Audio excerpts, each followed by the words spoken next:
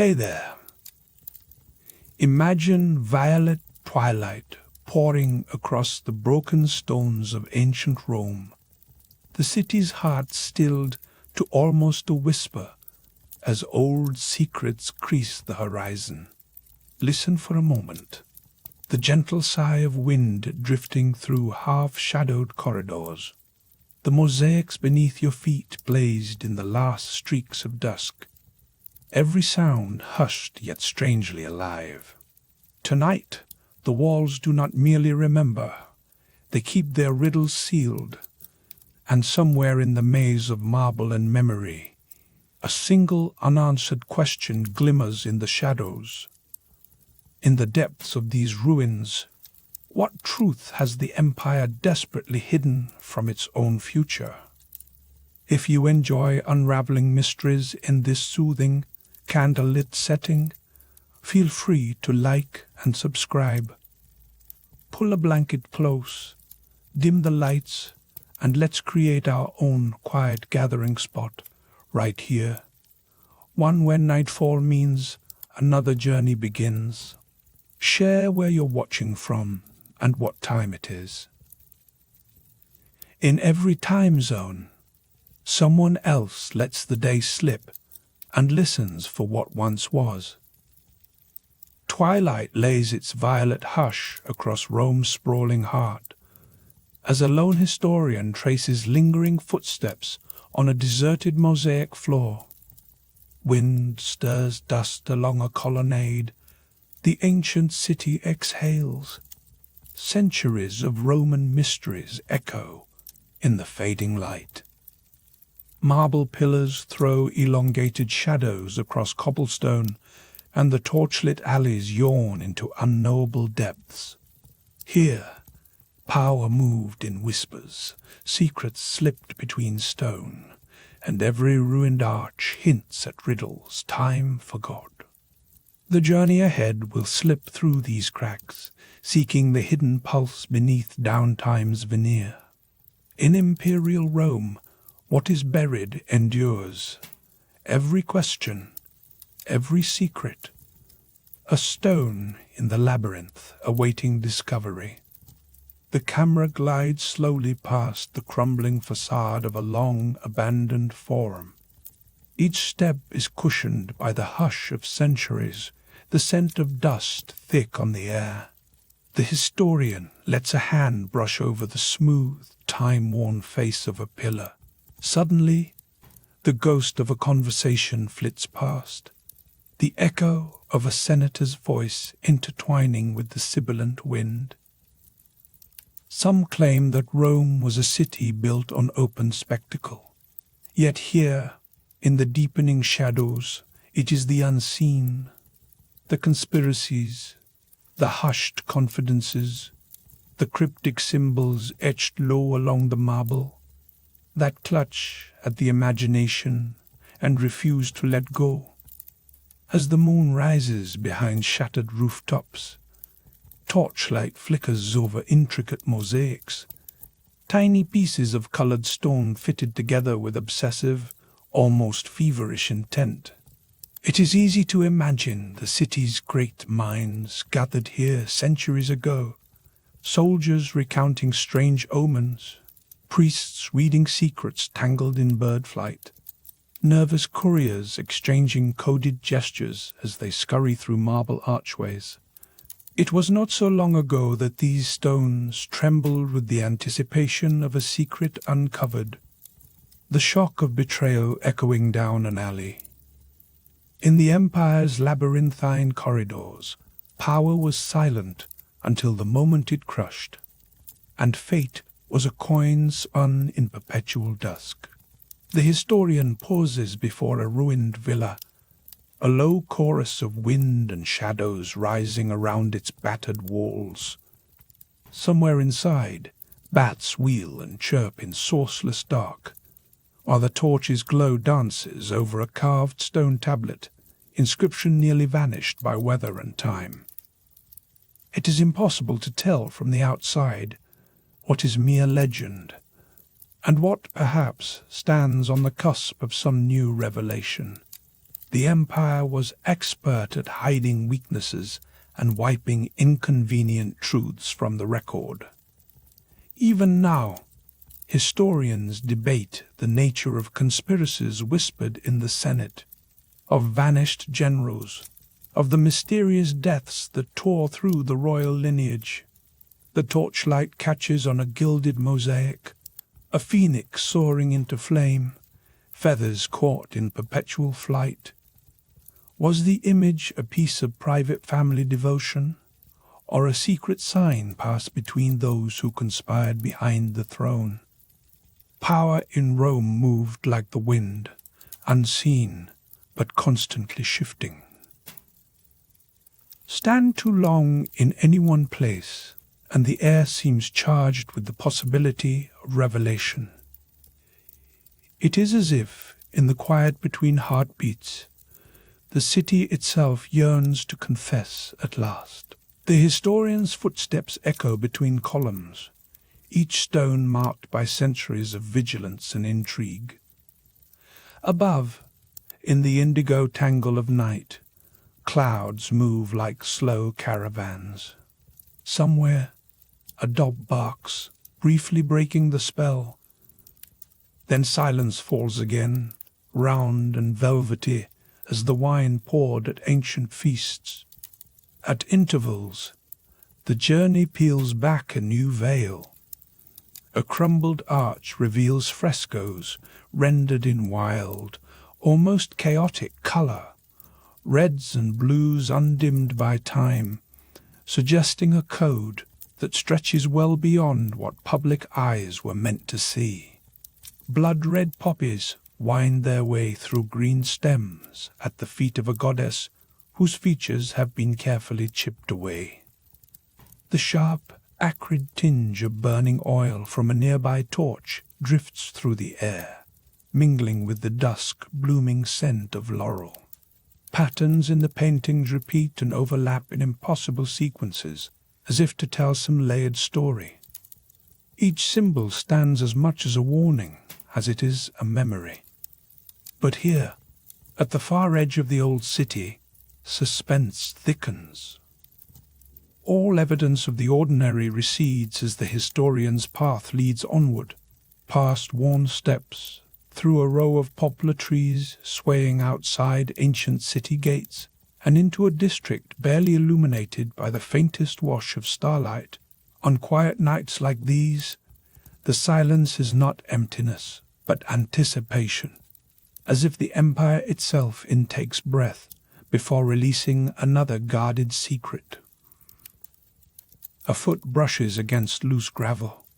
In a pocket of shadow, the historian kneels and traces an unfamiliar inscription cut deep into the flagstone, an arrangement of numerals and glyphs that appears nowhere else in records or recovered scrolls. The marking is deliberate, too fresh for pure chance, and for a moment the night seems to whisper that the answers are not gone, but waiting, buried in plain sight, camouflaged by the weight of so many forgotten stories layered before it. What encoded message lies in this pattern, warning or invitation, and why has it persisted? From here, the journey threads deeper through the city's skeleton. Every alley yawns inconveniently wide. Ruined statues cluster along a garden's rim, their marble faces smoothed to blank serenity. Beyond them, the muted laughter of water in a centuries-old cistern, its resonant echo stretching back to when empires first learned to engineer the unnatural. The air cools, touched now with a mineral sharpness, and in the thinning dark, shadows gather more densely in the corners of neglected courtyards. A faint metallic creak, the breeze coaxing an old iron gate, ripples through the silence. Even the stones seem to lean inward as the hour grows late. Pausing once again, the historian surveys the landscape, the night's calm curves about the domes of abandoned temples, and along the jagged teeth of shattered triumphal arches. Somewhere beneath the ground, beyond layers of collapsed flooring and roots winding from unseen gardens, lie the bones of untold stories, their voices muffled but not spent. Rome's empire depended as much on what it could hide as what it could build. Each unanswered mystery, each gap in the recounting, defines the truth as sharply as those proud, preserved accounts displayed in public squares. The torch guttered once, then regained its bright hold. With every flicker, the walls seemed to move, the mosaics shifting, columns one instant, warriors the next, hints of movement preserved in colored glass. The journey through these territories is not just a walk through space, but through persistent shadow, through layers of deception and hope that long outlived their makers. Power's echo softens, yet remains beneath everything, a hush saturated with warning. There is a final hush, a waiting that feels almost like the moment before a story's most chilling admission. Somewhere, further to the north, beyond Rome's fortified margins, mist begins to collect among tangled forests where the fate of whole legions vanished into legend. But for now, in these sacred precincts, suspense remains intact, a city apparently asleep, yet still dreaming its next great secret. North beyond the fortified margins, mist collects among tangled forests where the 9th Legion once vanished. Frost lingers on the bark of silent pines, and ferns glisten with cold dew beneath a pewter dawn. This is the edge of the Roman Empire, beyond Hadrian's wall, where the world feels unfinished, history's ink still pooling in the hollows. Somewhere in this hush, the pride of Rome, the Legio IX Hispana, once marched, a band of nearly 6,000, ranks shifting like iron tides, armor dappled with dull gold and crimson. Then they evaporated. No shouts, no battered shields, only the echo of disciplined footsteps melting into the loam. The mystery grips the senses first. Dawn brings a cut of wind that twists between ancient trunks, brushing the ground where faded mounds betray an old camp. A raven circles above, unsettled, its call lost before reaching the tangled undergrowth. The legion's passing has become almost spectral, an imprint felt more than seen.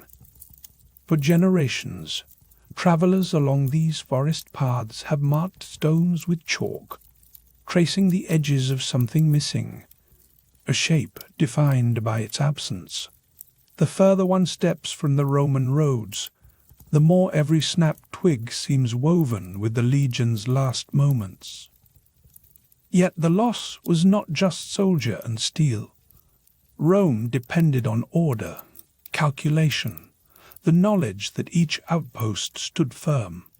The vanishing of the 9th was whispered from Londinium's bustling markets to Rome's gleaming marbled halls. Power, it seemed, could dissolve without warning, even for the world's mightiest state. As rumors trickled south, some claiming ambush in dank gorges, others hinting at mutiny, the empire's boundaries, once drawn in certainty, flickered with dread. By midday, sunlight struggles through fog. Shadows stretch long over brittle leaves, concealing evidence, exposing vulnerability. In such a place, stories multiply. Some say a northern tribe overwhelmed the legion, consuming them like the woods devour fallen branches. Others claim the ground itself rebelled, opening to swallow 6,000 souls into unknown crypts. Ancient chroniclers offer little, terse, abrupt silence where records should continue. The ninth's disappearance was more than a military loss. It exposed the empire's fragile grip, the truth that even Rome's disciplined legions could vanish into the wild, ungovernable dark.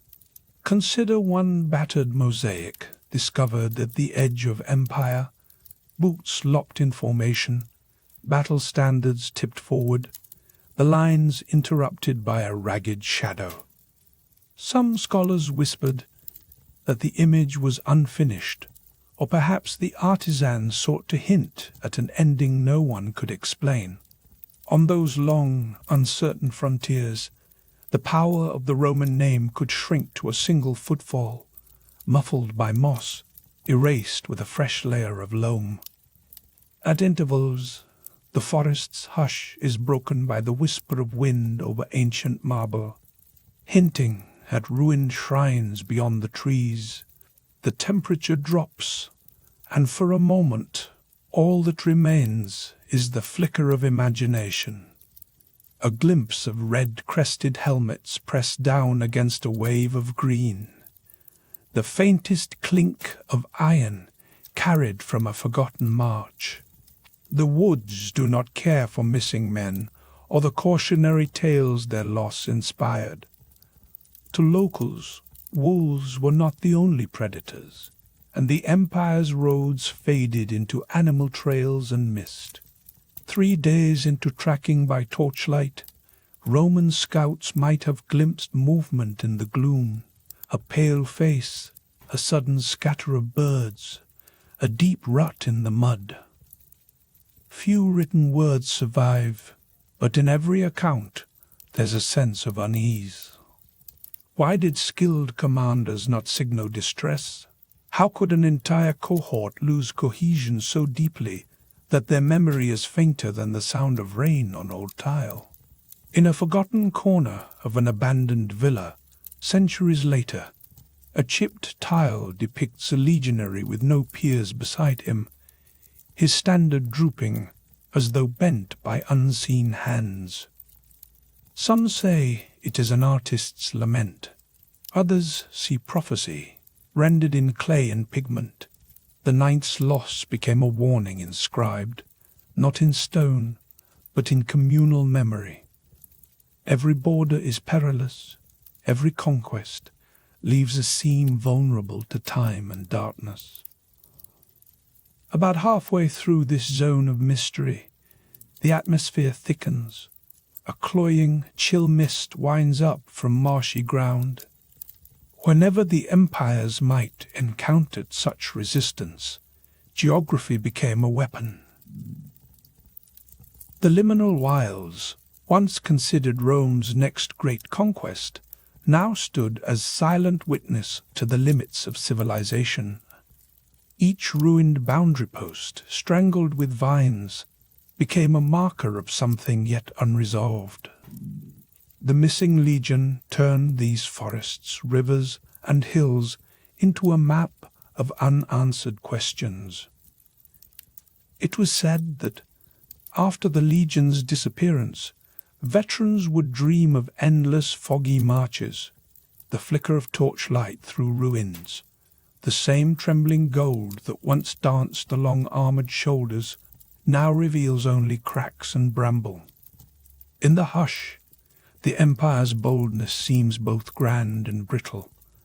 Every echo, every broken spear hints at truths that run deeper than records allow. Yet, for all the silence, periodic clues emerge to break the rhythm. A rotted coin stamped with the ninth's emblem surfaces beside a blackened spearhead, miles from known battlefields. Charred timbers unearthed in distant glens suggest fire, panic, retreat, yet no mass grave, no kingly cairn, no victorious monument ever stood. Every new discovery sharpens the outline of what is missing. Each gap draws attention not to itself, but to the boundaries of Rome's power and the wildness pressing against them. As dusk drapes the land in violet shadow, another rhythm takes hold. The empire's advance, so assured under sunshine and banners, seems to pause at the mist-choked edge. The lost ninth is not only a story for historians, it is a warning, echoing down corridors of power, carried westward with every wind that rattles the old stone of Hadrian's wall. What happened to the ninth? Some answers are etched only in the sensation of treading ancient ground, the soft shuffle of soil beneath a wanderer's feet, the breathless pause among rotting columns. The legion's absence is noisier than 1,000 triumphs. It speaks of struggle, of the unknown, of an emperor's empire that once stretched in every direction, now held at bay by the deep, persistent silence of the north. Above all else, the fate of the ninth offers a wider stake. If even the strongest can disappear without a trace, the might of Rome itself was built on shifting earth.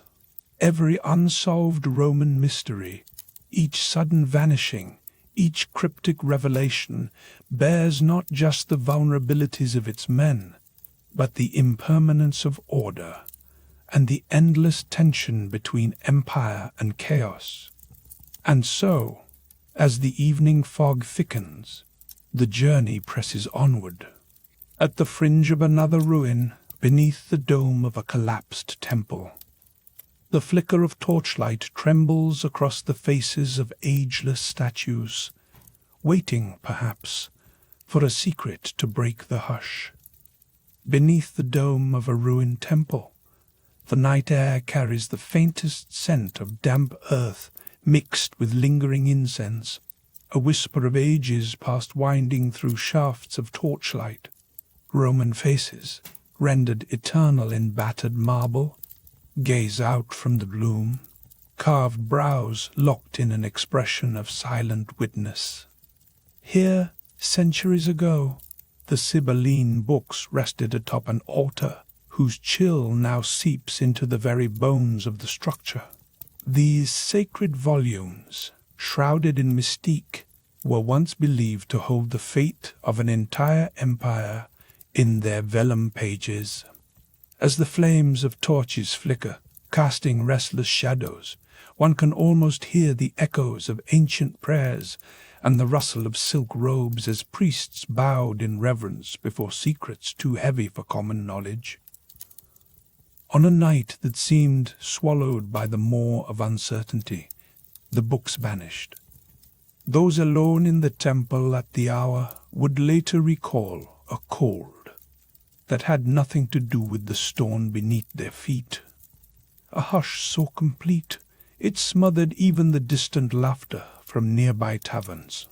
When the first harried footsteps of the dawn guard rang through the temple's archways, the altar stood bare. The Sibylline books, source of prophecy, had slipped away, leaving Rome without its most enigmatic guide. The city stirred in the morning, but a shadow lingered. Within the Senate, voices usually bold with command now trembled. Some muttered that fate itself had turned its face from Rome. Without the guidance of the oracles, even the most steadfast senators felt lost, adrift on unfamiliar tides. In a marble-clad corridor, torches lined the wall. The flame on one guttered low. It seemed unwilling to give light to trembling hands that unfolded yet another desperate report of the book's disappearance. Outside, the wind whistled over fractured columns in the forum. Merchants and matrons glanced over their shoulders as if fearing the gods themselves had departed. Decisions that once rested on the cryptic passages of Sibylline prophecy now hung in the air, unresolved. Rome's rulers became sailors steering blind, wary of what rocks might loom just beyond sight. The uncertainty did not fade. It deepened, weaving into the city's collective memory until it became another haunting refrain beneath each marble archway. It is in the silence, the gap left by these lost texts, that the mystery persists. The Sibylline books did not simply vanish. They were erased from the city's flesh, wrenching free the thread that had promised to guide Rome through turmoil and triumph. Through generations, accounts surfaced of their final fate, one scroll glimpsed in the hands of a hooded figure at the riverbank, another rumored to have burned in the embers of civic unrest. None of these accounts ever settled the matter. The mystery only gathered weight as the centuries passed, drawing historians like moths to a torch's uncertain light. Some whispered that the theft, or was it destruction, had been orchestrated not by foreign invaders but by Rome's own. High priests eager to conceal inconvenient prophecies, or ambitious senators whose futures hung by a word that might surface from those papyrus sheets. To this day, the missing Sibylline books lie at the heart of Rome's shadow, a puzzle without borders that holds power over imagination and collective unease long after the empire's fall. Twist. Yet, as the months unfolded and the city pulsed with rumor, a breathtaking twist refracted through the web of conspiracy.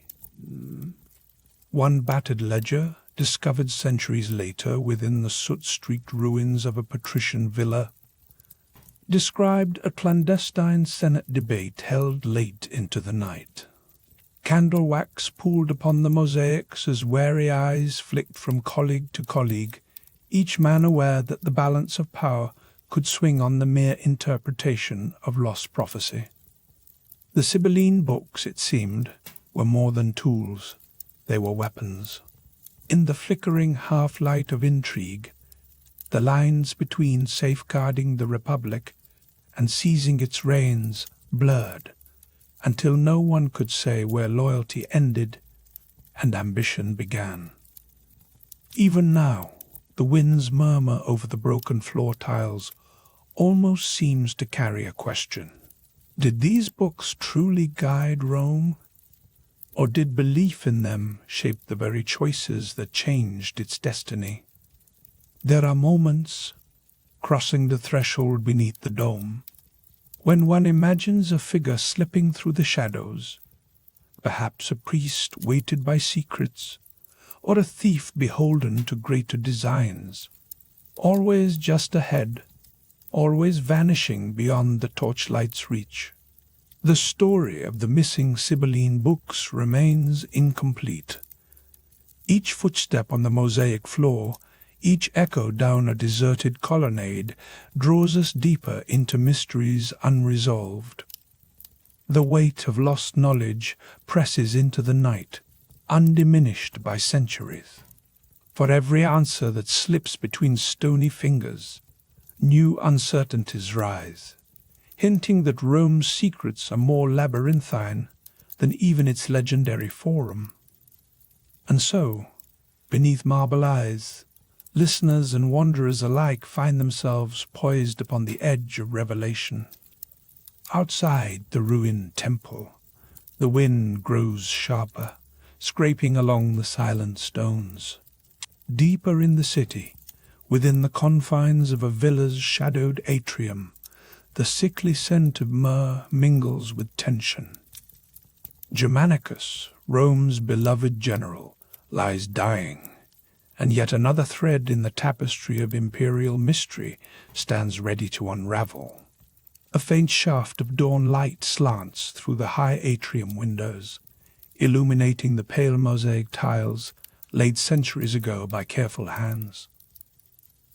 Outside, the murmur of Rome awakening is distant, a market crier's faint call, the clack of sandals on stone. But within the villa, everything is hushed, suspended. The sickly scent of myrrh wraps the air, dense and cloying, barely overlaying a deeper animal unease. In this dim chamber, Germanicus lies rigid atop embroidered cushions. His skin, milk-white and shivering, seems almost translucent in the flicker of the torch flames. Every breath is a shallow struggle from someone who once led legions beyond the Rhine. This is not the manner of dying a hero expects. Guards, stoic in embossed lorica, trade uneasy glances. Their faces are blank, but their eyes, a darting, anxious survey from doorway to alcove, betray their uncertainty. Even the villa's marble busts of ancestors seem to brood in the low, flickering light, their stone gazes heavy with silent judgment. No enemy army approaches, no blade has fallen. Only whispers thread the air, curling between columns and coiling under eaves. A woman's quick footsteps echo on the cold floor. Agrippina, wife to the dying general, pauses at the door. Her jaw is set in grim defiance, though her hands clench a corner of her stola so tightly the knuckles blanch. She whispers unheard reassurances to her husband, then turns a frozen glare on the official standing nearby. In a far corner, an old physician murmurs that no fever should sap a young man's strength like this. No explanation unfolds, just the slow, relentless pallor spreading across Germanicus's body. Somewhere outside, the wind scrapes over ancient marble, a low hiss, as if the city itself is whispering secrets. In Rome, perhaps only the gods ever know the full story. The official messengers stage their performances in the Senate, each oration insistent that nothing is amiss. Yet families throughout the city gather in tight clusters, gossip crackling on every tongue. They say Germanicus is being poisoned. Some accuse the emperor himself, Tiberius, of orchestrating the general's demise out of jealousy, ambition, or fear. Others blame shadowy enemies, their names never spoken aloud, their faces hidden behind the painted masks of Rome's elite.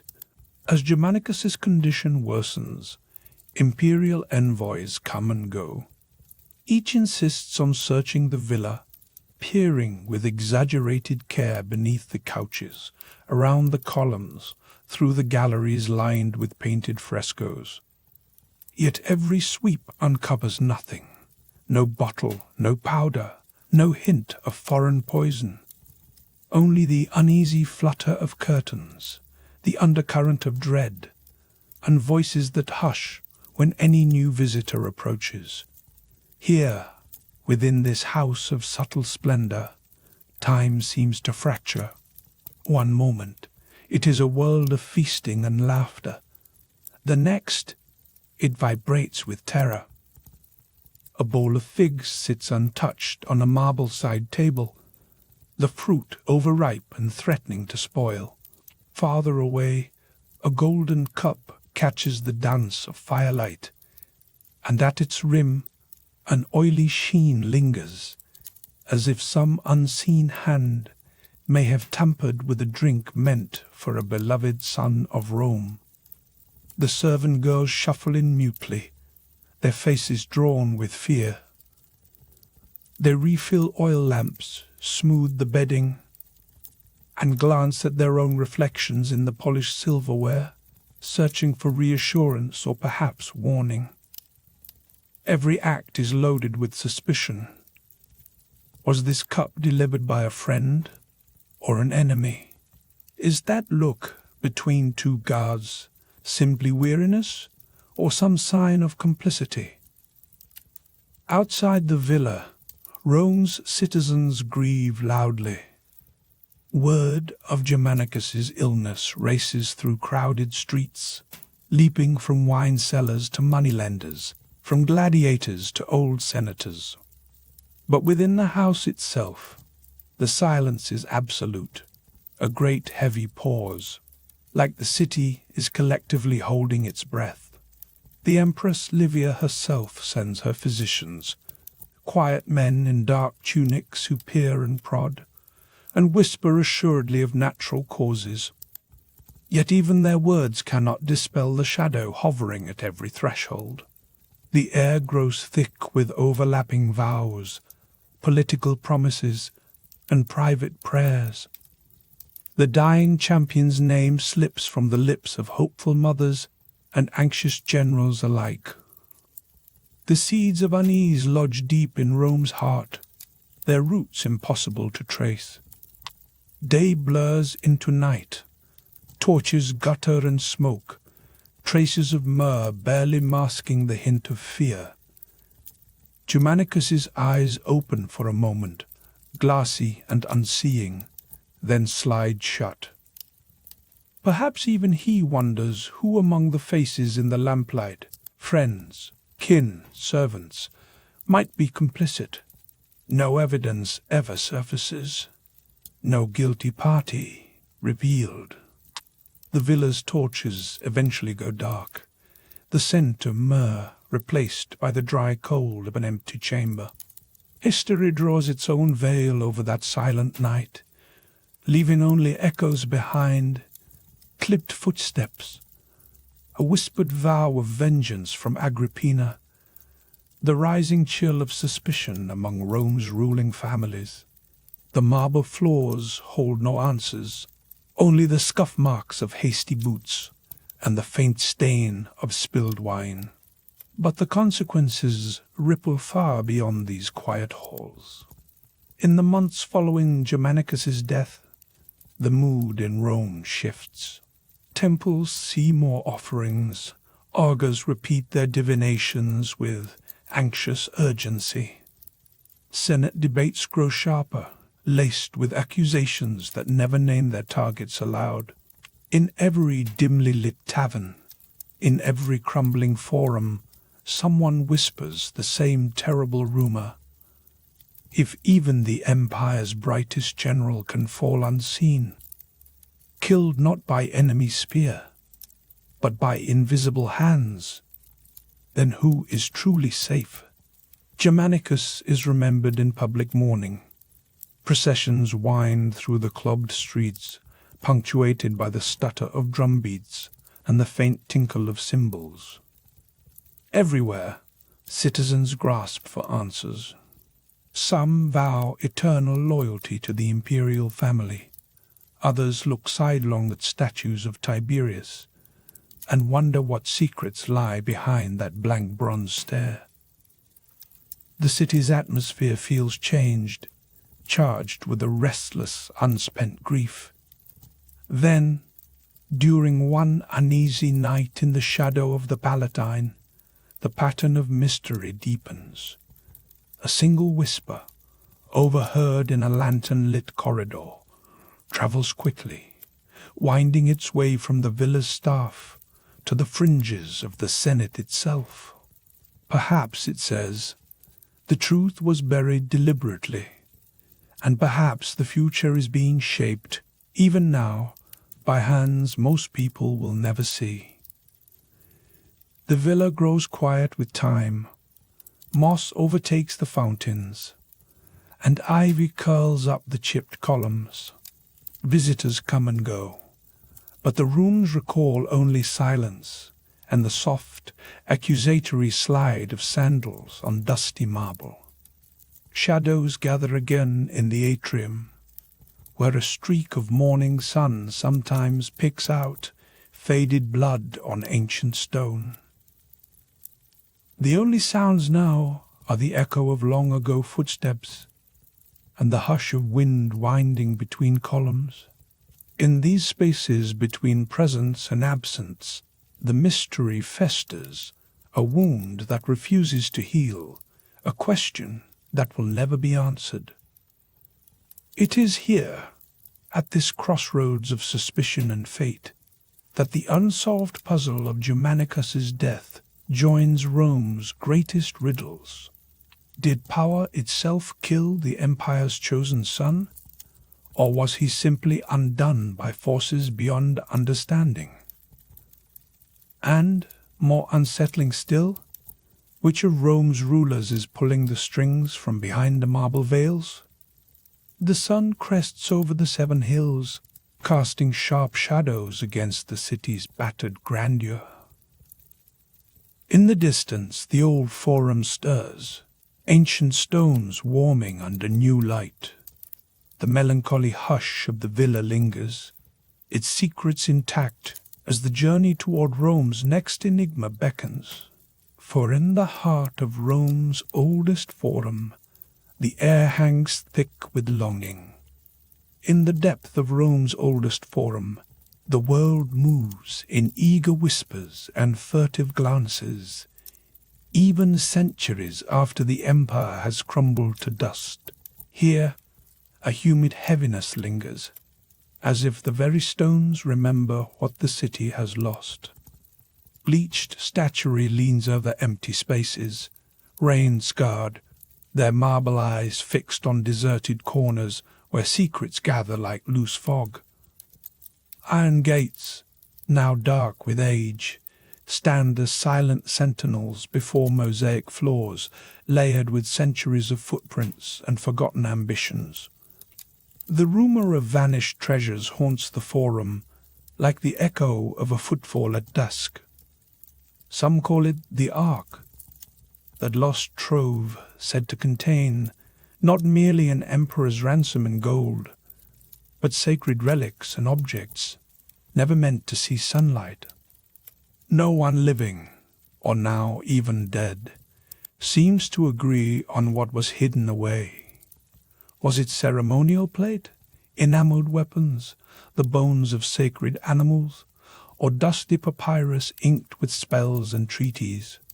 The stories shift as the wind skims over broken marble, but each tale shares the same refrain: a night, a swelling river, the desperate flight of guardians through shadows, and the sudden final vanishing of that which gave Rome purpose, or pride, or power beyond its mosaiced grandeur.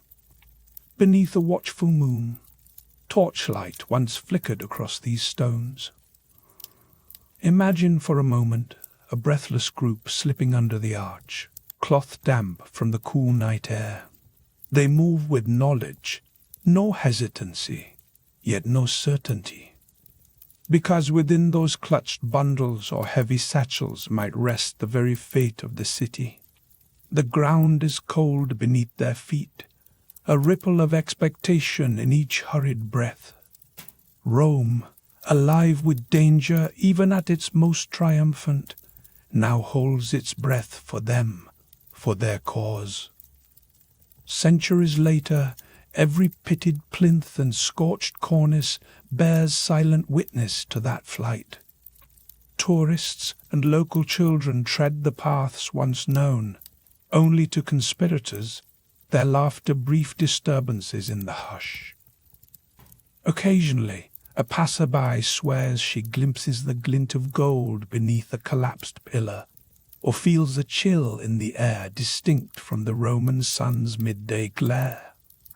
It may be little more than the mind's longing, but in these alleys, even longing feels dangerously real. What makes this unsolved mystery endure, when so many relics have been excavated, documented, and pressed behind glass? The difference is memory and meaning, the subtle, quiet terror that the riches spirited away here could have redrawn the boundaries of nations, overturned dynasties, or destroyed a faith. Power in Rome was currency, and sometimes power was currency not yet spent, carefully spirited away for a darker day. When the Tiber rose too high, custom whispered that fate itself had turned against the city. Yet, perhaps it was the opposite, a convenient deluge masking an act of human desperation or cunning. Did the swollen river truly claim treasures? Or did human hands orchestrate their disappearance, covering tracks beneath a veil of disaster. Every stone in this corner of the forum is haunted by absence, but also by possibility. Candlelight once flickered over ledgers hastily rewritten, temple scrolls stamped and expunged. What vanished in the night might have represented Rome's unity, its origins and its future, or perhaps the failings of those who trusted in marble more than in men. For the initiates and the heirs, the chase became a lifelong pursuit. For the emperor and the faith keepers, each rumor that washed ashore brought the risk that their secret might be discovered even centuries on. Interrupting this procession of loss is the sudden clang of iron, a sound modern visitors sometimes fail to notice, a gate slamming in the wind, or perhaps the memory of armored heels. Wars and floods erased many things in Rome, but some part of the story sticks, deep beneath the surface, wound into the brick and mortar of the temples themselves. Among the more fevered accounts, old records mention scrolls written in strange tongues, coded with symbols that even Rome's learned could not decipher. Some believe these texts described where the Ark might have been hidden, a city within the city, reachable only by those who see in myth a road map. In quiet corners of the ruined temples, scents of soot and sun-baked clay intermingle. The walls seem to shudder with the memory of smoke and chanting, as if, just yesterday, a clandestine ritual had stoked some invisible fire. At dusk, shadows lengthen and twist across cracked mosaics, flickering in step with the old river's endless current. The air is thick with stillness, broken only by the echo of a distant footfall. Each curve of the architecture, each battered statue, guards a silence that is alive, a silence that invites the next seeker, and perhaps warns them with its weight. One pattern emerges, with unnerving consistency, throughout this pageant of loss. Whenever Rome wavered, rumors of its secret troves surfaced, as if the spirit of the city itself conjured them in self-defense. When the Visigoths breached the walls, when plagues stalked the baths, and when emperors vanished into exile or rumor, the story of the hidden Ark was breathed anew by the city's stones. Did these whispers offer hope? Or did they serve a darker purpose, drawing would-be heroes or thieves into traps set centuries earlier? Pause here for a moment and imagine the possibilities. Perhaps Rome's greatest secrets were not gold at all, but knowledge. Records that vanished when the Ark did, containing instructions for machines lost to time or wisdom the city was never ready to share. Maybe, in another universe, one page of that vanished ledger survived the rising Tiber and reshaped not only Rome, but all who followed. And so, the chase is more than a hunt for riches. It is a quest to understand the puzzle of fate and ambition at the very heart of classical antiquity. Even as the current of time sweeps such stories ever farther downstream, every new generation returns to this forum, drawn by the half-imagined glint of lost fortunes.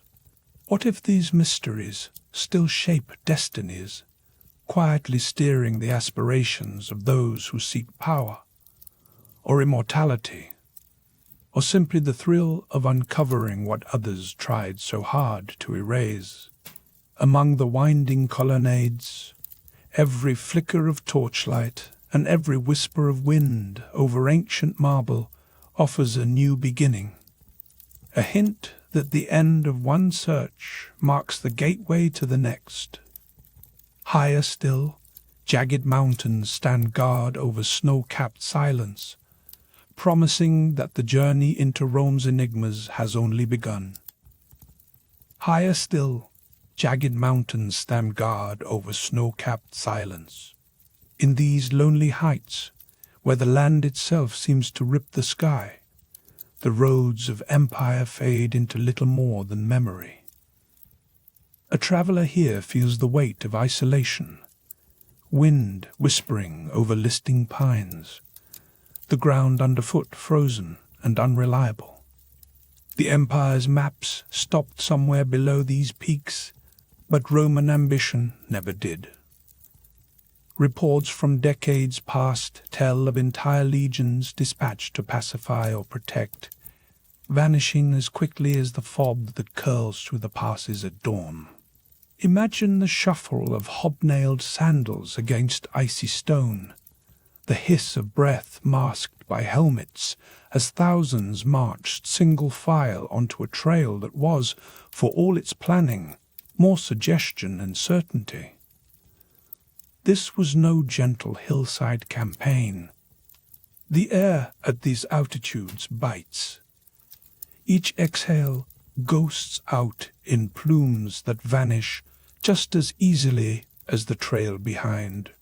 Helmets left behind half submerged in permafrost, their crests caked with ancient frost, and bits of crimson scarf frozen stiff, mute evidence of organized strength confronted by something utterly implacable.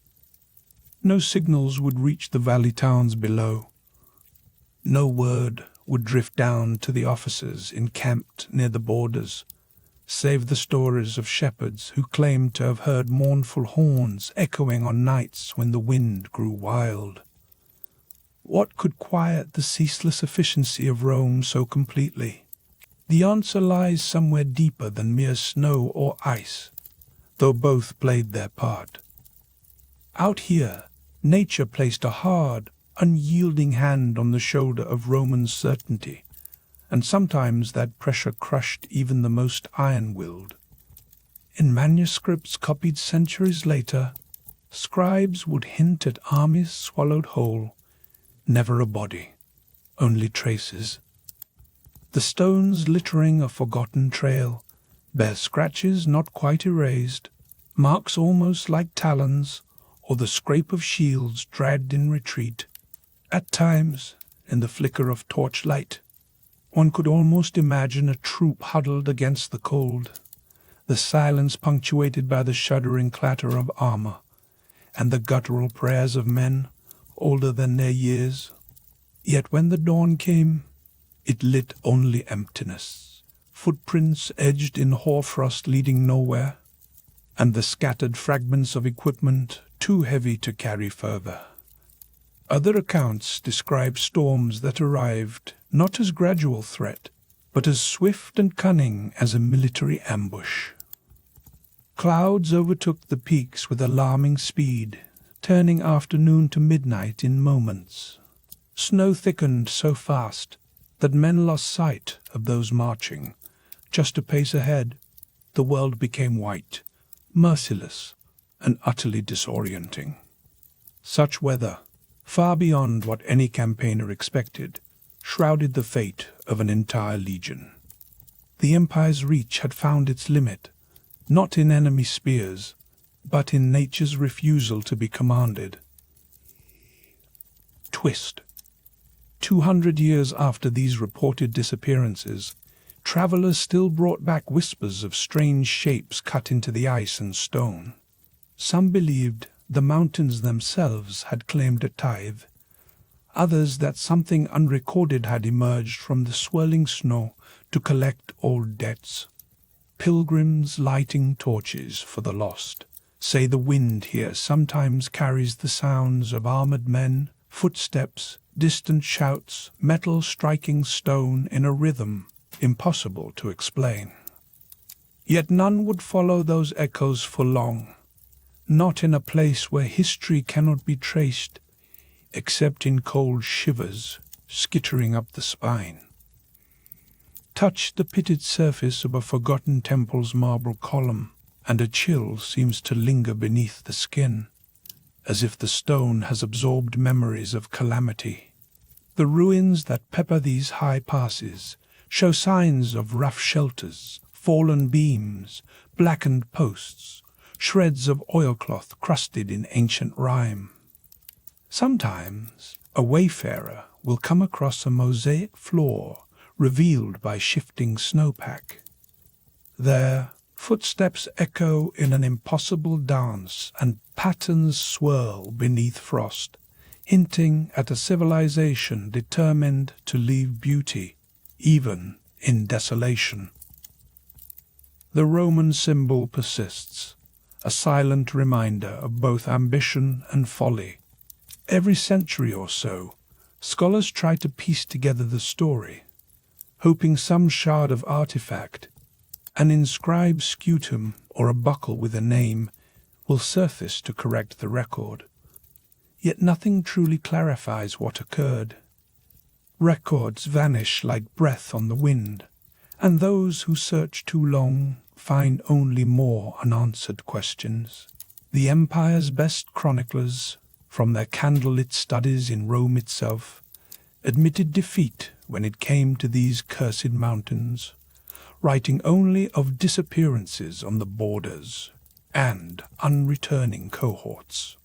Even now, with the world mapped to the last meter and satellites tracing every path, these mountains hide their secrets. The wind here carves ancient voices into the stone, repeating a warning that the empire, when it dared press into the unknown, often met an equal and opposite mystery.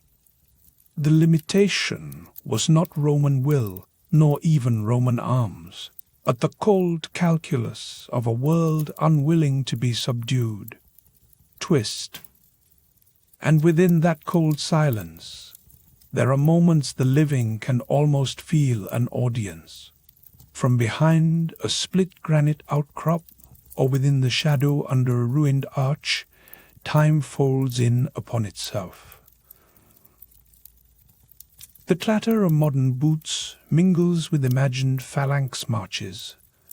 For a second, the torchlight seems to catch on the edge of a lost legionary's breastplate, reflecting a glint that has no earthly source. Atmosphere in these heights stays close. The scent of old pine sap, the sharp tang of snow in the lungs, and the persistent aching quiet. What unseen force drew the legion from the path? Was it nature's indifference, a sudden shudder of the earth, or something the empire refused to name aloud? Sometimes questions are all that endure, etched in ice instead of marble, winding along the same route, followed by absent cohorts. Out here on the fringes, just beyond the grip of Rome's order, every echo warns of the price paid for seeking certainty where none would be offered. South to the storied city of Alexandria, the dusk air tastes of salt and burning parchment, promising enigmas born not of cold, but of fire and ambition. Evening settles slow and mournful over Alexandria. From the promontory, the wind draws in off the darkening sea, tasting of brine and lost ages. The ambient murmur of waves collides with a city half shrouded in memory, half in myth. Along the empty avenues, the stones hold a subtle warmth, as if reluctant to surrender the day. Every step echoes against marble, smoothed by centuries, reverberating through the hushed expanse once known as the beating heart of the Roman world's wisdom. Here, where the great library once soared in formidable splendor, its columns fluting toward the sky, only rubble and shaken foundations remain. Torchlight flickers across weathered stone, a feeble echo of the brilliance that once radiated from within these now thick shadows. The sharp tang of burnt parchment lingers long after the flames that consumed it.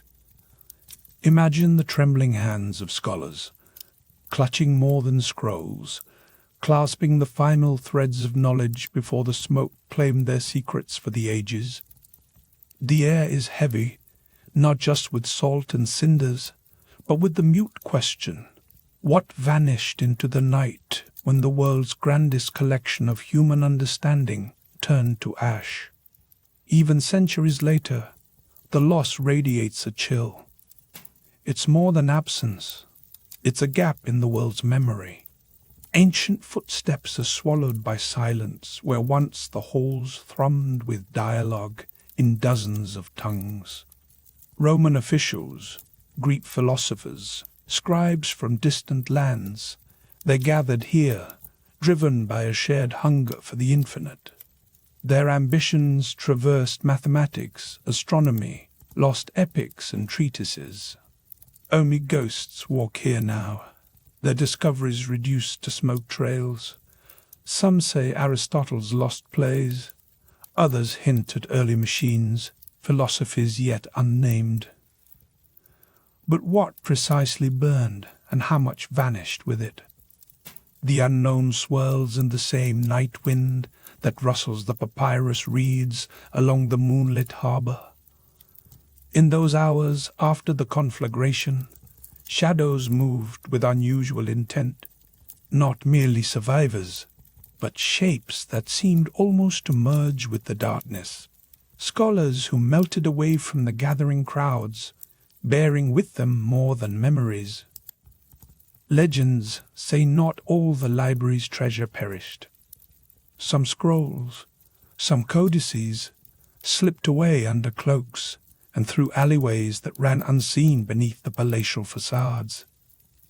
A network of quiet rooms and dim courtyards, safe houses from Alexandria to Rome, may have sheltered these relics from envy and flame alike. Yet nobody can be sure. For each account that surfaces, each whispered rumor of a secret archive in Cyrene or Antioch, there are 10 more corridors that lead to dead ends.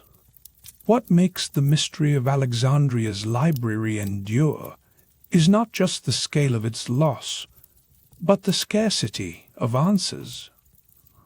No complete inventory survived. Roman historians pieced together hints and fragments, but their accounts drift, shaped more by the fighters' and rulers' ambitions than by scholarly accuracy. Sometimes the truth seems to shimmer just out of reach, like torchlight dancing on a marble basin. A handful of contemporary witnesses describe the flames, but their words yield more confusion than clarity. Fires broke out at different times. The infamous Caesar's siege, later religious unrest, a cascade of disasters across centuries.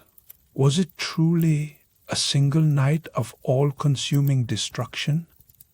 Or did knowledge bleed away more gradually through neglect and small calamities? Beneath the present quiet, a persistent dread pulses, echoing through Alexandria's slept-in quarters and the ruined temple precincts scattered close to the shore. At times, the wind itself sounds like the faded voices of those who grieved when the scripts went dark. The city tries to erase what happened, yet every hesitant footfall on cracked forums conjures up the magnitude of what was lost. There is a peculiar intimacy to this emptiness.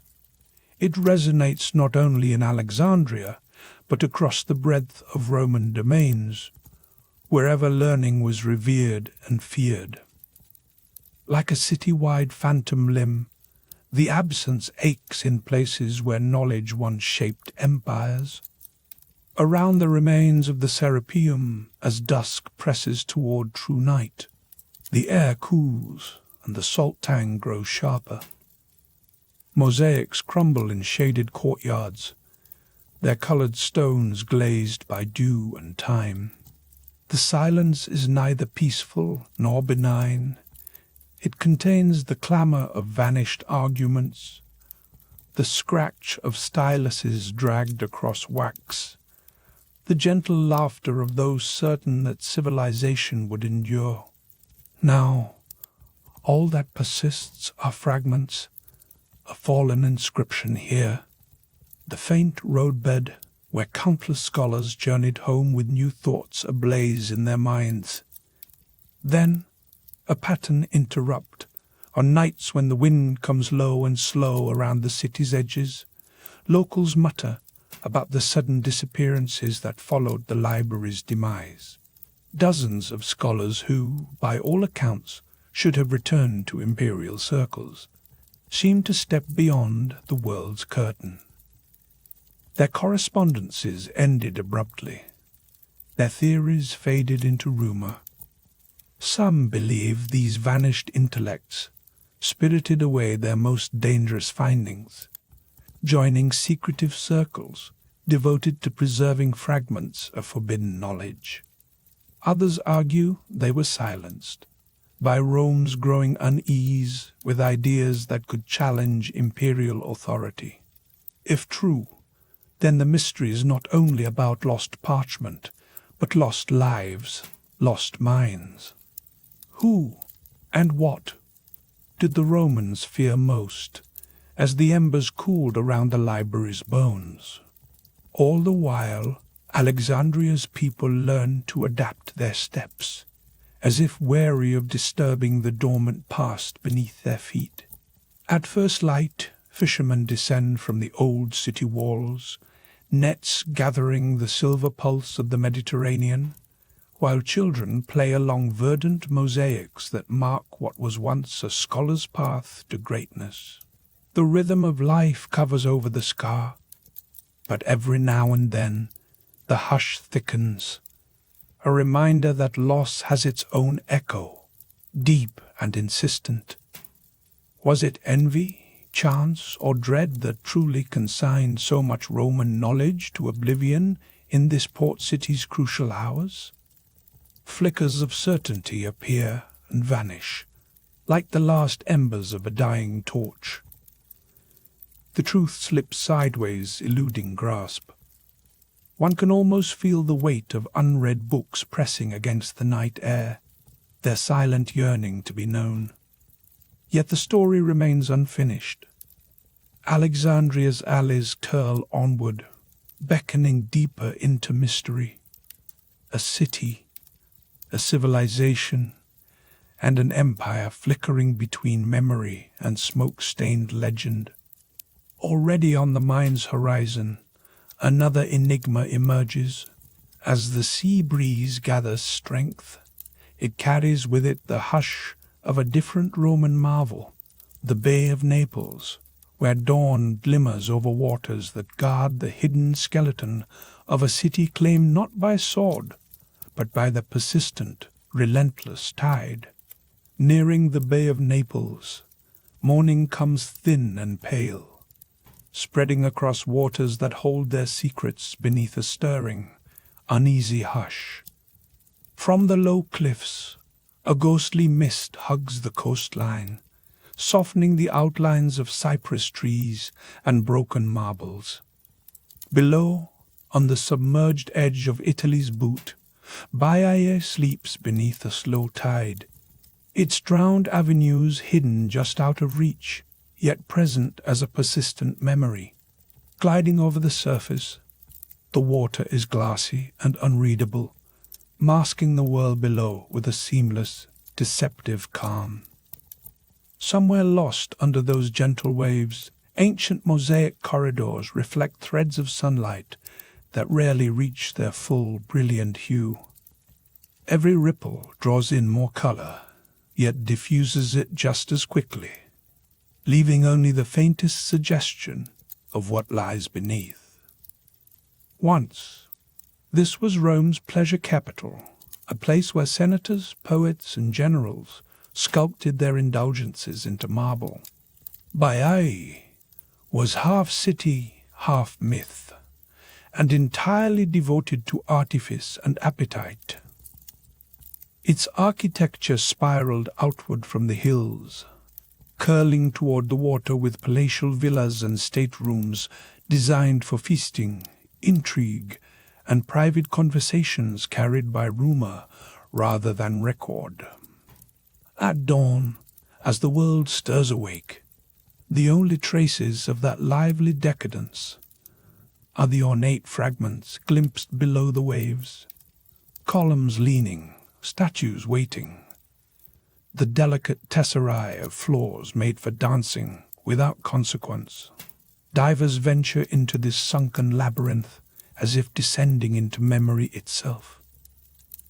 Under the silt-laden light, their torches slice through suspended moats, revealing halls where echoes pull rather than fly.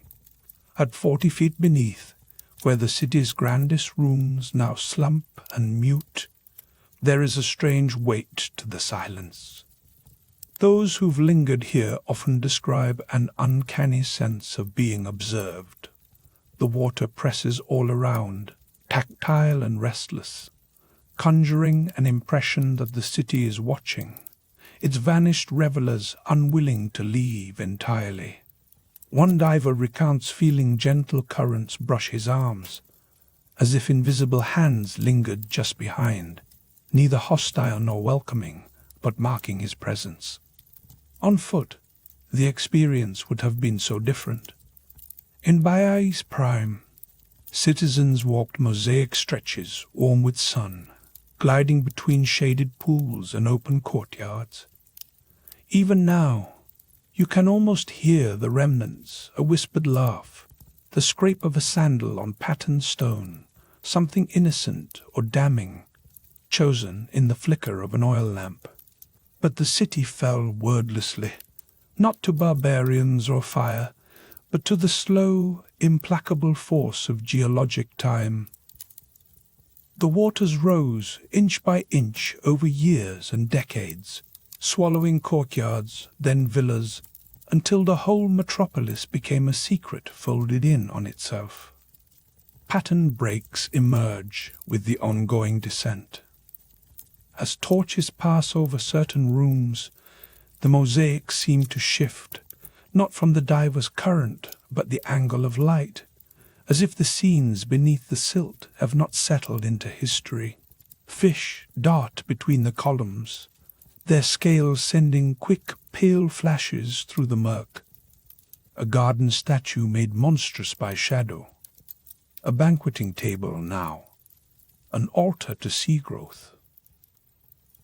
These rooms, tangled with eelgrass and the bones of liars, witnessed pleasures no chronicler dared record.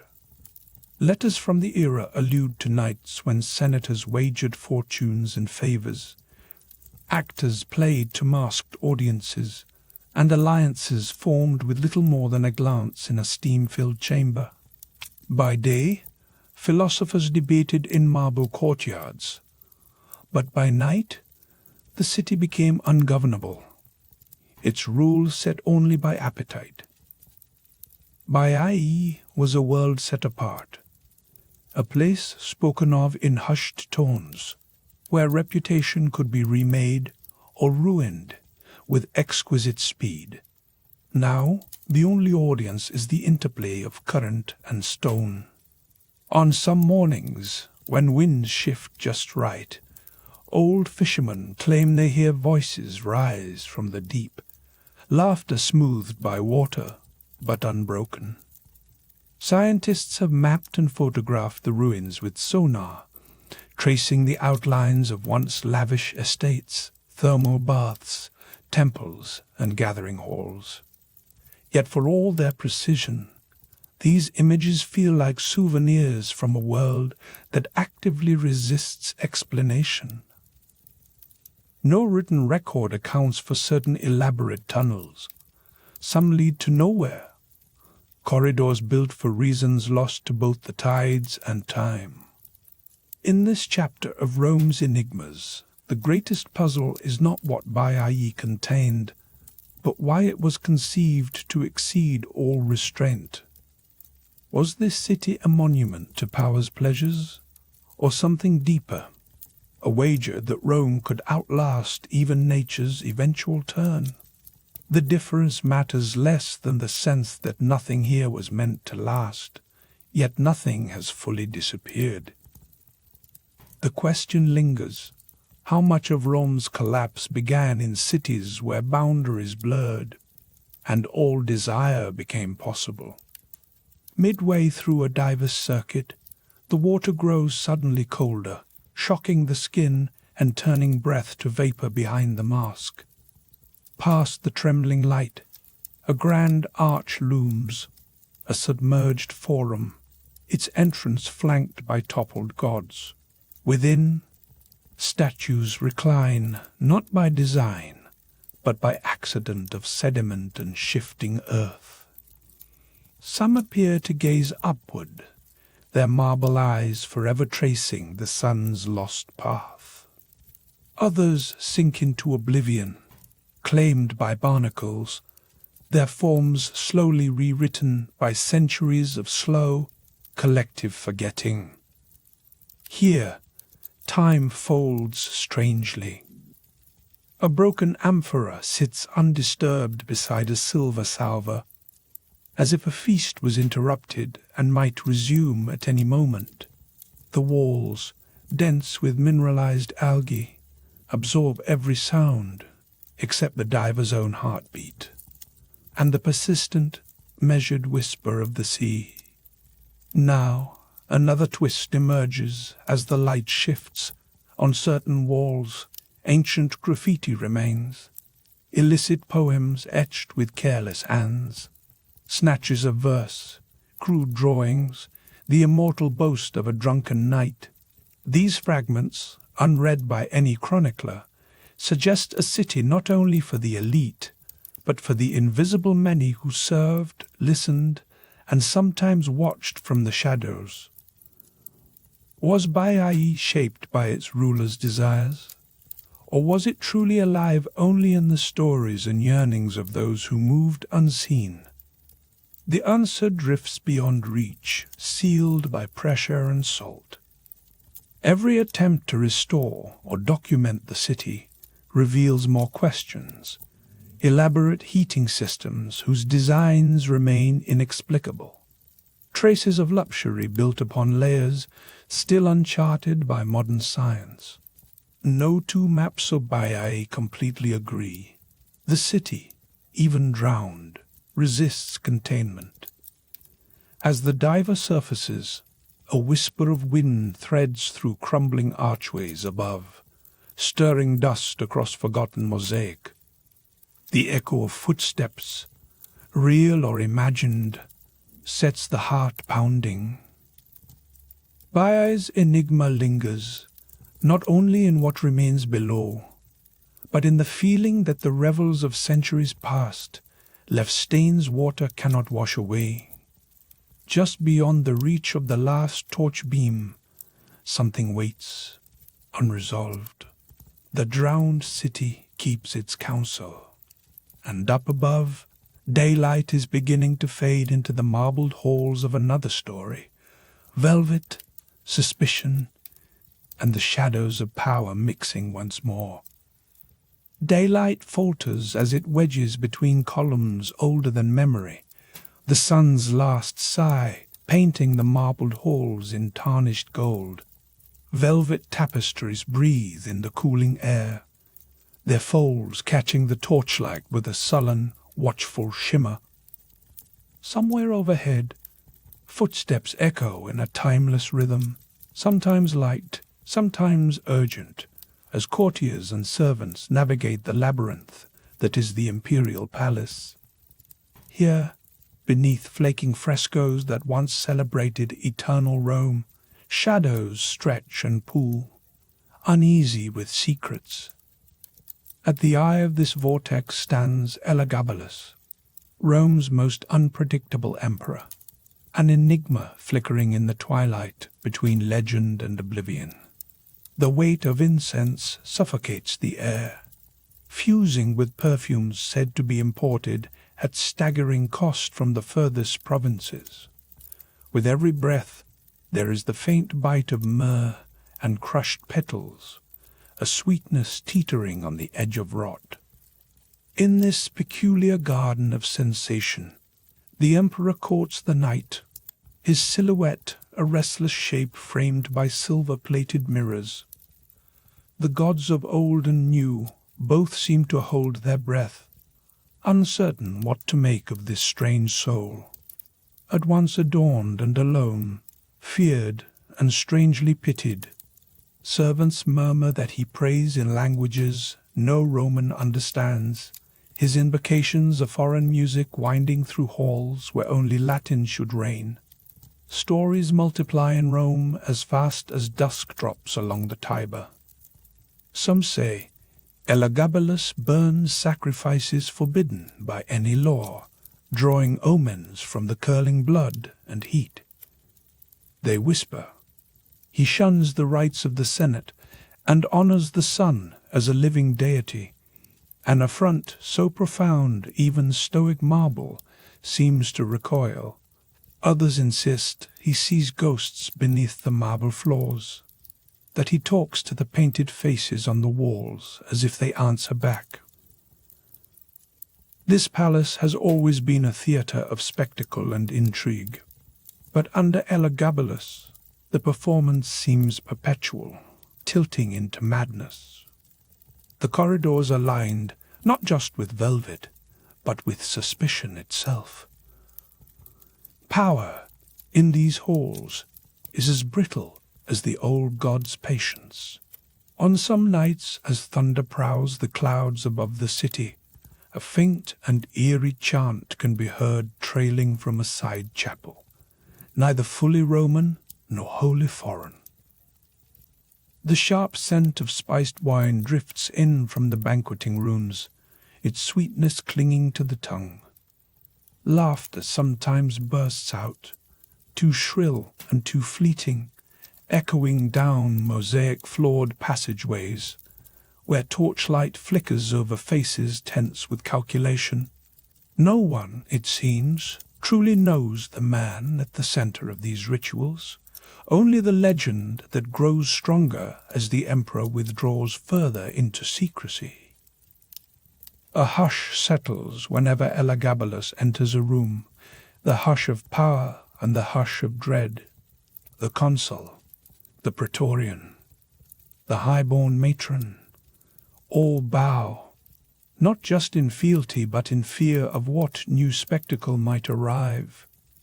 The walls themselves seem to shimmer with unspoken promises and silent threats. Rumors knot themselves like vines around the statues and pillars, feeding on each imperial decree, twisting every edict into fresh speculation. Some say the emperor keeps a room lined floor to ceiling with silks, glimmering violet and crimson, where only the chosen may enter. What happens inside, no one dares to say. The few who have emerged do so wordless, their eyes shrouded in perfume and unease. It is said that the emperor, on restless nights, commands the household to veil all statues of Jupiter, covering their stone eyes until morning. He is seen, torch in hand, gliding through the sleeping palace, trailing a plume of incense and uncertainty. The mosaics beneath his feet, once depicting triumphs and feasts, now chorus the tread of something unseen. The echo of his steps across that ancient tile is proof. Here walks a riddle, a force, fluid as oil, impossible to grasp yet impossible to ignore. Then came the night of unmaking. In a chamber thick with candle smoke and the scent of crushed roses, the air seemed to withhold itself. Assassins, swift and silent as falling ash, entered where only whispers dared travel. Somewhere, a mirror shattered. Blood met marble, perfume rose in a final plume, and history reeled. Elagabalus, the emperor of forbidden rituals and feverish nights, vanished from the world of the living. Some believed the gods themselves recoiled, unwilling to witness what came next. Others, standing behind locked doors, listened for the end that never sounded as loud as they feared. Yet the mystery did not die with him. Even as dawn burned away the last traces of incense from the halls, Rome found itself uneasy in the silence that settled. Who was Elagabalus, truly? Was he a prophet in exile from another realm, or simply a boy draped in the garments of power too immense for any mortal to bear? In death he became both more and less than a man, a cipher, a provocation, a memory drowned in ritual and revolt. The imperial grapevine, that ancient network of rumor and revelation, whispered of hidden rites and secret errors. Some, clutching at fragile scraps of fact, suggested the emperor's death was not the simple work of blades, but the result of a pact brokered in sepulchral corridors, sealed with silences heavier than gold. Others argued Elagabalus had vanished into the night, trading his throne for anonymity, leaving an empty corpse behind as a decoy. The Senate, ever eager to erase inconvenient histories, obliged with official silence. The people, as always, hungered for spectacle, for meaning, for a reason to whisper long after the torches guttered and died. Stranger still, the legacy of his rule did not vanish. In the months that followed, the air of the palace seemed charged, as if the stones themselves hummed the memory of those forbidden ceremonies. Paint had not yet faded from the walls, yet already shadows crawled in the corners, shapes that recalled the flick of a gold-hemmed robe or the hush of unfamiliar song. To some, these echoes pointed toward a truth Rome could not name, a darkness both seductive and consuming. Each unclaimed night, each glimmer of torchlight across empty halls, seemed to beg the question, what is power, and what does it cost to touch the divine? Even centuries later, long after the palaces have crumbled and the gods retreated into myth, the enigma of Elagabalus clings to Rome's bones like perfume to silk. The stone lions outside now stare blindly over weeds and broken steps. The night wind still finds its way through collapsed roofs, carrying with it the faintest hint of roses, incense, fear. Every crumbling archway holds the memory of footsteps that never quite belonged, of rituals that once lit the marble with uneasy brilliance. The old forums, shadows pressed into their every corner, seem to vibrate with the question Rome could never answer. How much can be hidden, and for how long, before mystery itself begins to rule? From the lowest slave to the highest senator, none dared speak what they saw in that final unraveling of the imperial will. Truth itself slipped away, turning in the scented gloom like a figure glimpsed only at the edge of sight. Some insisted the forbidden rites they had witnessed would one day call down retribution, not from the gods of Senate and people, but from something older and more patient. Others shrugged and swept away the rose petals, the blood, the jagged splinters of broken mirrors. Rome itself, older than any one emperor, sighed and let the mystery deepen. History has kept its silence, not out of ignorance, but out of awe. Elagabalus has become a figure not quite of this world, a story passed from tongue to tongue, half worshipped, half feared. Each retelling bends the darkness a little further, each detail another stone in a labyrinth. Even now, as scholars pick through the fragments, piecing together the puzzle of ritual and revolution, something resists decoding. It is there in the phantom scent that haunts ruined villas, in the way old coins catch the light at dusk, shimmering with memories the empire refuses to name. As the last streaks of daylight vanish and torchlight flickers from marble to velvet and back again, the palace is left smouldering with possibility, alive with questions that ripple through shadowed halls. Rome, ever restless, never truly lets go of its enigmas. The legend of Elagabalus endures, haunting the minds of those who would plumb Rome's darkest secrets, daring them to look once more into the heart of forbidden power and contemplate what might lie waiting in the silence between one reign and the bloody birth of the next. Far from the city's heart, buried in the wilds, lone stones stand scored with unfamiliar marks. Beneath a sky thick with drifting mist, the boundaries of Roman civilization always felt ambiguous, more rumor than border. Out in the wilds, where cultivated fields surrendered to tangles of laurel and the steady rhythm of distant waves, lone stones rose slowly out of earth, their faces stained and weathered. Crows would land there, cocking their heads as if reading whispers etched into the granite. These were no ordinary milestones or commemorative plaques, but relics unlike any mapped by Roman cartographers. Blocks adorned with unfamiliar lines, a script twisted and sinuous, each character locked within its own mystery.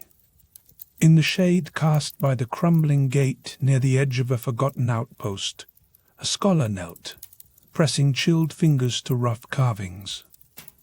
The surface was grooved, the marks shallow in places where time's hand had caressed them. His torchlight flickered in the bloom. Shadows crept over smooth mosaic pebbles, catching the ancient story mid-breath. No one in the empire, no seasoned legionary, no merchant, no scribe, had cracked the meaning hidden here. The wind wound through the ruins, spilling sand across the threshold. Sometimes it almost sounded like the faint syllables of a forgotten tongue.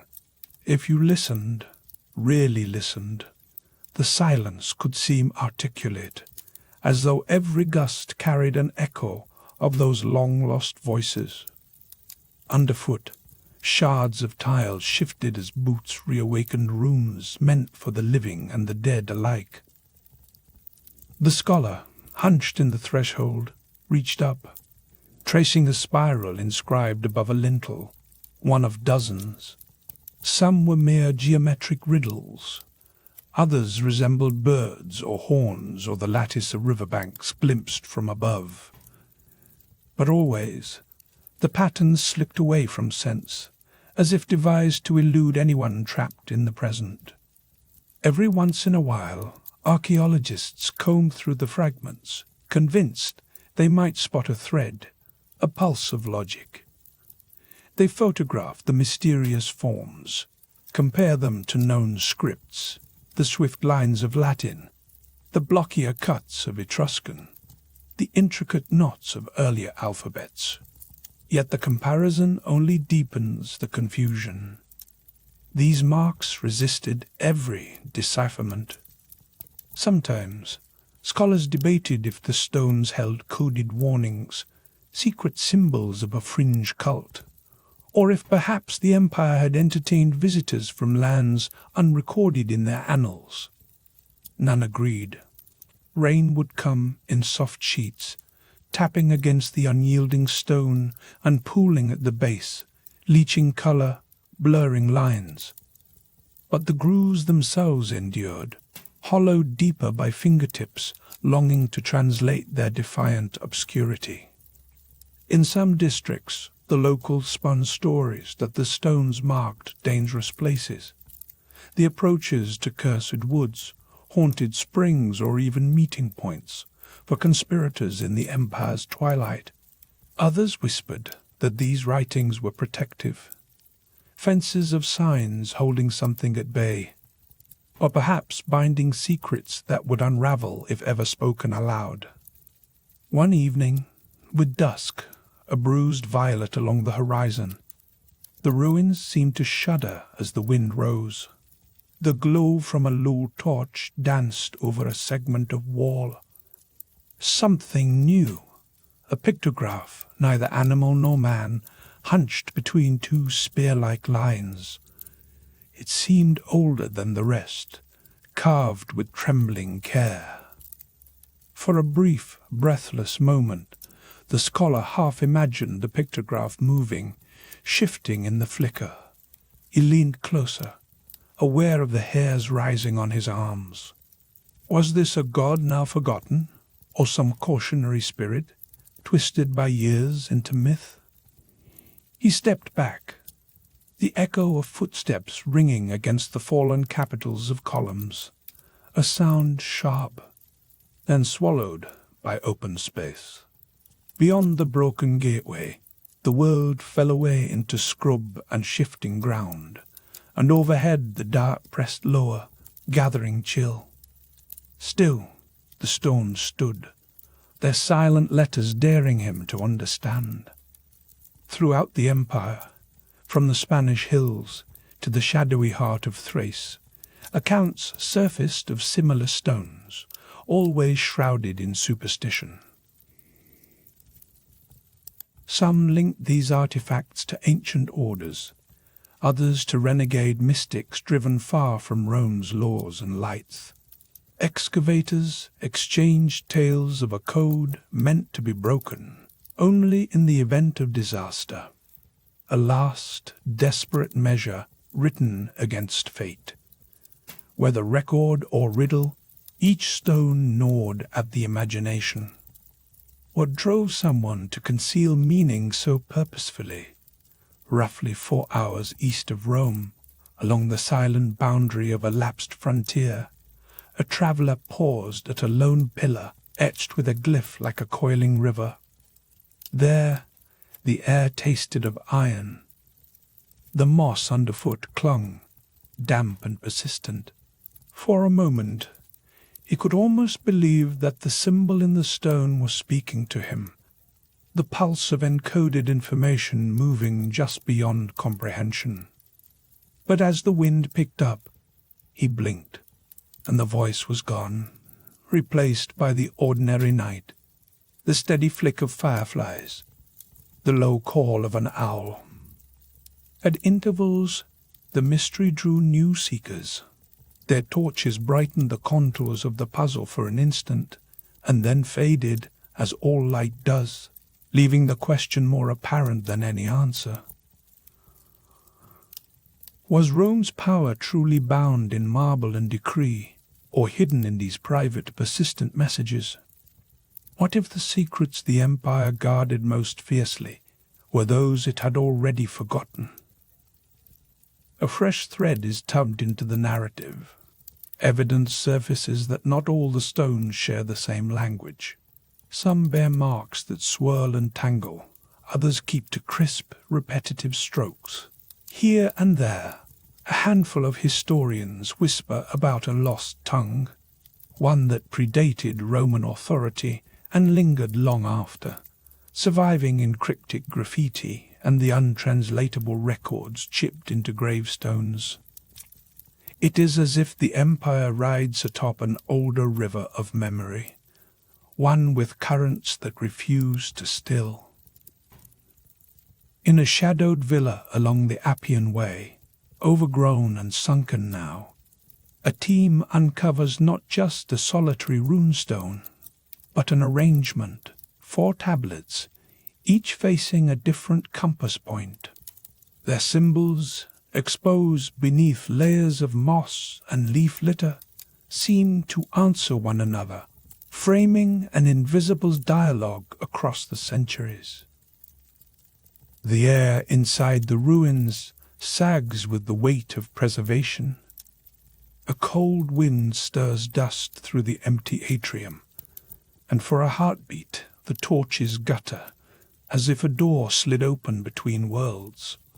The pattern puzzles even the most patient archaeologist, Deciphering it becomes a private obsession, night after night, searching for repetition, hidden numbers, double meanings. Yet still, the message resists the grasp of language, whispering to every observer that some chapters cannot be reopened. Some traces, faint and fragmentary, hint at disaster, images of serpents eating their tails, tangles of netting, or stylized flames chasing human figures. Did these carvings record calamity, a volcanic fury, or an epidemic that swept unnoticed? No scholar can say for certain. But the themes of warning and remembrance thread through the stone, like recurring notes in a minor key. As the camera's eye lingers on those wind-swept tablets, you can almost feel the present brush against the ancient past. The breeze carries a chill when it blows across those old grooves. If you hold your hand above the stone, the morning dew beads into your palm, each drop an echo of rains that once soaked Roman cloaks and soldiers' capes. The empire built in stone and flame remains forever haunted by what will not be revealed. From time to time, officials opted to keep some of these ruins out of public view, locking away artifacts and fragmentary inscriptions in backroom drawers of remote museums. Not all secrecy stemmed from mystery itself. Sometimes it was a matter of fear, of what might be uncovered or imitated. There are rumors, whispered in dusty storerooms, of manuscripts copied verbatim from stones, their contents once sealed to all but a chosen few. Occasionally, people have claimed that captions beneath some public displays vanished. Some later observers trace this habit to anxiety over plagiarism, the fear that forbidden knowledge could echo across empires, even as captions themselves disappeared from sight. A strange silence now attends these displays. Some say it is born of lost meaning, others that it is enforced. A silence designed to keep secrets barricaded, unreadable outside the empire's crumbling memory. What does it mean to touch a surface scored with lost speech, to see your own shadow stretch across the boundary between known and unknowable? Each stone is a door only partly shut, inviting the curious and the restless to imagine the world behind its ancient riddle. The whispering wind never answers. But, as dusk gathers in the once mighty streets, its unbroken song guides us onward, promising that still deeper enigmas await, just as the city surrenders itself to the night. A funereal hush settles over the city as dusk claims the streets. Rome's heart, once pounding with hoofbeats and laughter, now seems to freeze into the slow rhythm of ancient fears. The last of the market cries vanish through alleys lined with shuttered windows. In the crumbling fora, pale smoke stutters where once the flame of Vesta burned proud. The city smells of ashes, old incense, and a sharp undercurrent of something, not metal, not animal. Only the nose of history could name it. Within the villas, shadow stretches long and thin across mosaics, brushed by the golden breath of dying light. Here, the pulse of power feels brittle. Before the Antonine Plague, Rome looked eternal, its roads straight as fate, its marble masterpieces untouched by time. Now, dread seeps in, thick as the incense smoke curling from the corners of sanctuaries. The empire, so vast it touched two seas, is shrinking inward, mind and body feverish, with a question that will never quite leave it. What is the price of empire's reach?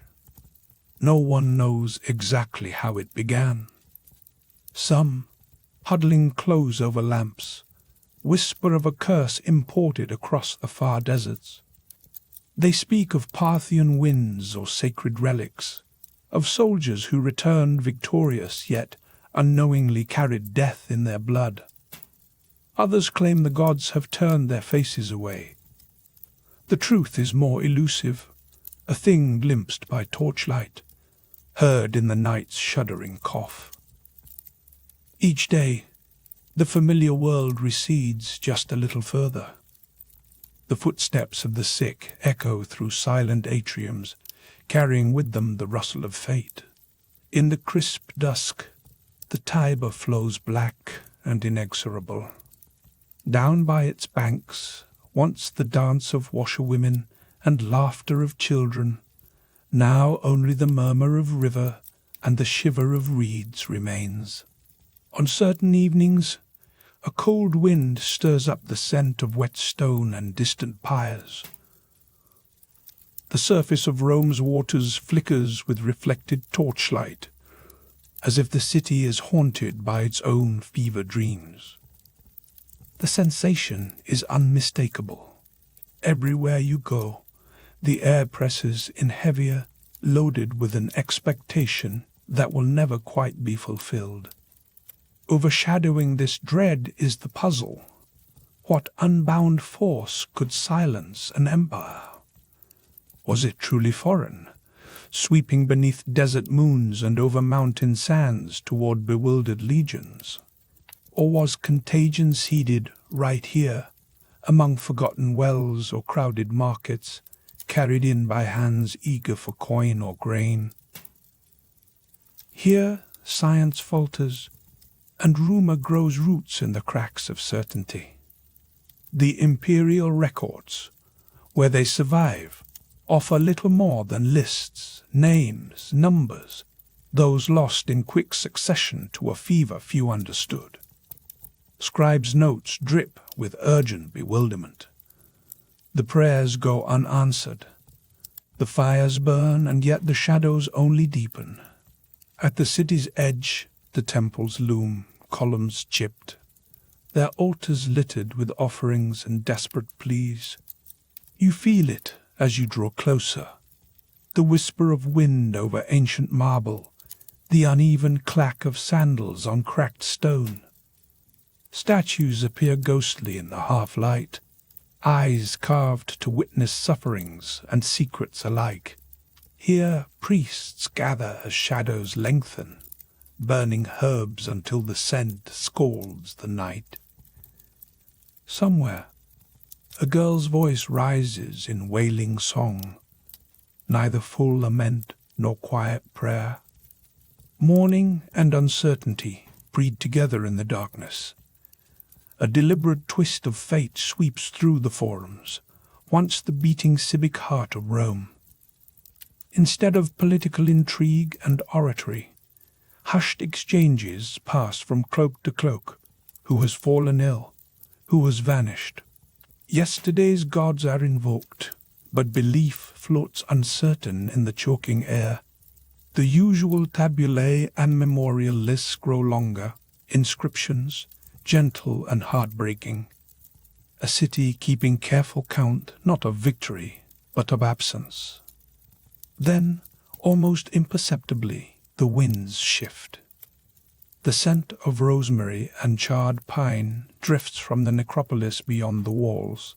Here, the silent host gathers, not for festival, but for reckoning. The empire's fate is no longer a public spectacle, but a private reckoning behind closed doors and shrouded porticos. Mothers sit awake at dusk, watching shadows slip across polished mosaic. Fathers press trembling lips to feverish foreheads, hoping for signs of mercy in the flicker of lamplight. As days pass, imperial physicians stride through the city in fluttering white. Their faces are obscured, not with masks, but with the gravity of futility. They carry instruments cold as the morning, tools of bronze and iron that cannot quite plumb the nature of this unseen adversary. Remedies are brewed of honey, vinegar, ground poppy, hopeful concoctions, their effectiveness as veiled as the source of the malady itself. Every attempt to cure becomes both an act of defiance and surrender. Pattern interrupts, arrive out of rhythm. In one villa, marble floors once animated by children's games now echo hollow and alone. A patrician, celebrated and strong, lies quiet beneath embroidered blankets, surrounded by silks and the hush of hired mourners. In a tenement elsewhere, whole families vanish overnight, leaving behind kitchens dusted with flour and hope gone cold. The empire's hierarchies dissolve under the same silent assault. In that paradox, the unity of experience, plague cares nothing for rank, ambition, or ancestry. Its signature is impartial and absolute. Weeks stretch into months. Rome's forums and baths, those monuments to civilization and order, begin to crack under the weight of absence. Fountains that once bubbled clean now run sluggish, choked by petals and prayers. Mosaic tiles, still jeweled with colored glass, catch the uncertain light, tracing shadowy patterns the ancients might have called omens. The subtle drone of funerary processions replaces the vibrant rhythms of daily commerce. And in the hush, you begin to recognize a deeper question taking root. What secrets did the ancients fear might be loosed in the breaking of such order? Yet, the most elusive clue sits not in the city's outward decline, but in whispered records from far-off provinces. In the eastern reaches, from the humid valleys to the wind-swept highlands, the same fever flared. It surged along imperial roads, arriving invisible, passing from soldier to farmer, merchant to priest. Letters from provincial governors describe a world wearing thin, the signatures of the empire growing fainter, as the disease erased boundaries and distinctions alike. The unseen traveller works its way across all 4 hours of the world's greatest empire, leaving the strongest legions and the smallest shrines equally unguarded. A twist emerges in the patterns of belief. For centuries, Rome assimilated gods and customs from every land it conquered, its temples crowded with imported idols. Now, paranoia takes hold. People shun foreign gods and secret rituals. They whisper that Rome's punishment comes from angering forgotten deities or mocking ancient pacts. The city's spiritual architecture buckles, its certainties melting away under the fever's onslaught. Fear becomes contagious, and faith, a thing once solid, like stone, begins to fracture and shift, dangerous in its volatility. Through it all, the night never truly falls quiet. Outside the city's walls, pyres glimmer like fiery beads on a black tapestry. A farewell the living can barely watch. The echo of footsteps on mosaic floors guides the living and the dead alike through labyrinths of longing and memory. The sense persists that somewhere in the city's maze, the answer to the mystery lies hidden, lost perhaps in some half-collapsed villa, inscribed between lines on a ledger or muttered as last words to a god who might no longer listen. On certain nights, a chill sets in, not born of wind, but of something more spectral. Toasted grain smoke weaves up through disguised trapdoors, where once merchants hid their fortunes. Each flickering torch catches the gold of an old mural, depicting victories, triumphs, unbroken cycles now made hauntingly irrelevant. The empire, it seems, forever chases continuity, only to unravel at the hands of a mystery for which even the ancients had no name.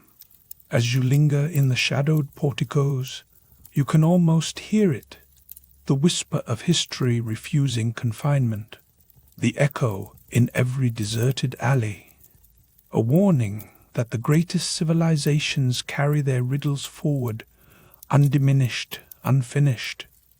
When the torches finally gutter out and marble cools under the weight of centuries, what remains is this: the Antonine Plague did more than silence the city.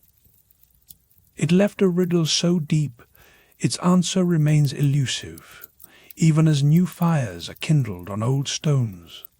Beneath the ghostly arc of the Colosseum, midnight's breeze sifts over time-worn stones. Beneath the ghostly arc of the Colosseum, midnight's breeze sifts over time-worn stones. The historian stands alone now, his shadow long and wavering across centuries of memory and seduction. Torchlight trembles on crumbling marble, illuminating spiral fractures in columns that once soared with imperial ambition. In the hush of the amphitheatre, as echoes of lost voices coil through arched corridors, the air itself feels dappled with the energy of unresolved secrets. Each breath brings the chill of ages past, and the faintest tang of dust, stone dust and book dust, pressing in like a silent audience for the mysteries that haunt these ruins. He turns slowly, tracing his palm along the pocked surface of a pillar. Its language has faded, inscriptions gnawed away by rain and time, yet every indentation hums with unfinished stories. Across the velvet darkness, the old roots of Roman power still whisper. A mile beneath Rome's uprooted fields, deeper than any plumb line or scholar's guess, lie crossroads of revelation and oblivion. This is not merely the end of a journey. It is the beginning of eternity's riddle, a space where answers remain elusive, always 2 steps ahead of certainty. All around, the Colosseum's immense curvature reframes the stars, swallowing what little moonlight remains. Here, under the unblinking eyes of long-dead emperors, the truth feels both close and wholly unreachable. The stones are cold, but they pulse with a memory too vast for a single lifetime to contain. Once, crowds here surged with life and bloodlust, their cheers echoing across distant provinces. Now, only the night wind moves, sighing over the broken tears, a solitary witness to Rome's vanished thunder.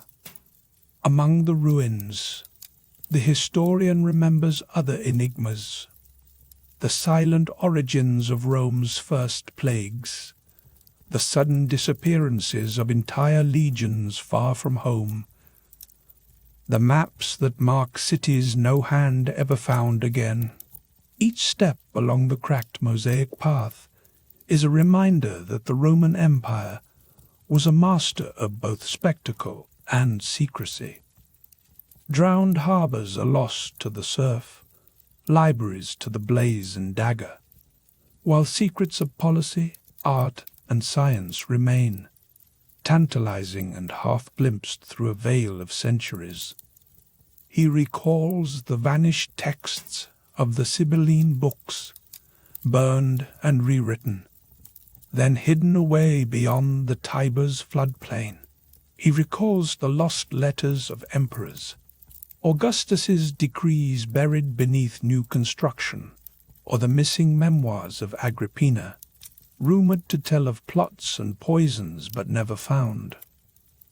History here is a palimpsest, scraped clean and written over, again and again. The torch's light flickers as a gust knifes down through an archway. Somewhere beyond sight, a mosaic floor is slick with dew, its tiles depicting myths all but washed away. A tremor of sound passes overhead, a stone shifting, the long delay of a footstep echoing from a ghostly arena. Every sense is heightened in this timeless hour.